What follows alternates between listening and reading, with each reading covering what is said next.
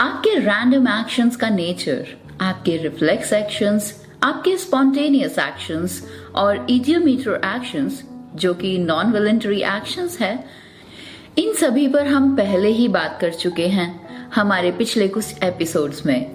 आपके reflex actions या तो साइकोलॉजिकल रिफ्लेक्सेस या फिर सेंसेशनल रिफ्लेक्सेस होते हैं।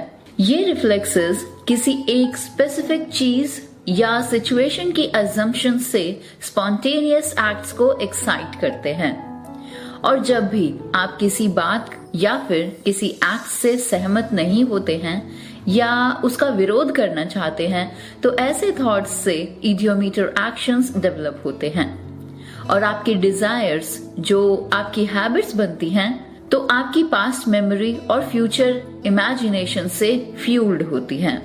बेसिकली आपके एक्शंस जो स्पॉन्टेनियस एक्ट्स के बेसिस पर हैबिट्स की फॉर्म लेते हैं वो 3 तरह के होते हैं: वॉलंटरी, नॉन वॉलंटरी और हैबिचुअल। कभी कभी किसी पर्टिकुलर एक्टिविटी और सिचुएशन की तरफ आपका ध्यान अपने आप डाइवर्ट होने लगता है। आपने भी तो कभी ऐसा नोटिस किया होगा।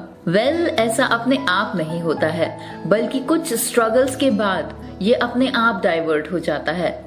एग्जाम्पल के तौर पर क्लास में बैठते समय स्टूडेंट्स अपना ध्यान लेक्चर की ओर लगाते हैं, भले ही उन्हें इसमें इंटरेस्ट बिल्कुल भी ना हो, क्योंकि उन्हें एग्जाम्स पास जो करने होते हैं और इसीलिए उन्हें ऐसा करना पड़ता है मजबूरी में भी। मतलब ये वो कुछ पर्टिकुलर एक्शंस हैं जहां पर आपका ध्यान अपने आप डाइवर्ट होने लगता है, भले ही आप ऐसा करना चाहें या फिर ना चाहें। तो सबसे पहले बात करते हैं इनवॉलंटरी अटेंशंस के बारे में। कई बार कॉन्शियस एफर्ट्स के बिना किसी दूसरी एक्टिविटी की ओर आपका ध्यान आकर्षित किया जाता है, और ऐसा आपकी खुद की इच्छा के बिना हो सकता है।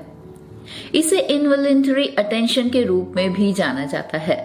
फॉर एग्जाम्पल, हालांकि स्टूडेंट्स प्योर इंटरेस्ट के साथ एक लेक्चर को सुन रहा है और तभी अचानक से क्लास के बाहर से कुछ तेज आवाज आती है, तो उस समय वो आवाज उस स्टूडेंट का ध्यान अपनी तरफ आकर्षित कर सकती है। तो ये तो एग्जाम्पल था इनवॉलंटरी अटेंशन का, जो आप चाहते नहीं है और हो जाता है किसी भी रीजन से। और ऐसा ही काम आपकी इनवॉलंटरी हैबिट्स के साथ भी होता है। Now second is voluntary actions. Voluntary actions को एंड या गोल या फिर करेज करने के थॉट से स्टिमुलेट किया जाता है। वो सिंगल डिजायर्स या फिर बहुत सारे डिजायर्स के टकराव से बनते हैं। इसी तरह से sensory reflexes, instinctive actions, thought actions, desires और वॉलंटरी एक्शंस ह्यूमन बिहेवियर का एक डिफरेंट लेवल है। आपके वॉलंटरी एक्शंस और नॉन वॉलंटरी एक्शंस से ही बनते हैं। आपके वॉलंटरी एक्शंस आपके नॉन वॉलंटरी एक्शंस से ही बनते हैं, और जो एक्शंस, जो टास्क या जो भी काम आप अपने आप से वॉलंटरली करना चाहते हैं वो अलग तरीके से ही फॉर्म होते हैं।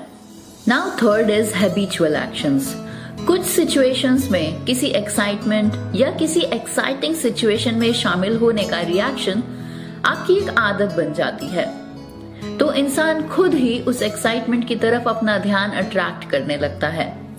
उदाहरण के तौर पर, जैसे कि एक सिंगर का ध्यान अपने आप ही म्यूजिक या स्वीट साउंड की तरफ चला जाता है, भले ही वो उस टाइम कितना भी बिजी क्यों ना हो, भले ही वो किसी से बात ही क्यों ना कर रहा हो।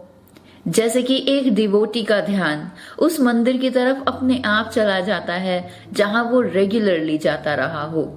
जब वो उस रास्ते से गुजरता है तो अपने आप उसका ध्यान वहां जाता है। तो ये हो गई आपकी habitual activity. हार्बर्ट Spencer voluntary actions के बनने का पता आपके रिफ्लेक्स एक्शंस से लगाते हैं। बेसिकली आप जो काम अपनी मर्जी से करते हैं और जो आप अनचाहे या फिर अनजाने में करते हैं, उनके बीच में कुछ अंतर होता है। जिन कामों को एक्चुअली करना ही नहीं होता या फिर जिन कामों को आप करना ही नहीं चाहते, उनके लिए आपको ना तो सोचने की जरूरत होती है और ना ही सेल्फ कॉन्शियसनेस की जरूरत होती है। जबकि वॉलंटरी एक्शंस को करने के लिए आपको कॉन्शियसली सोचने की जरूरत पड़ती है।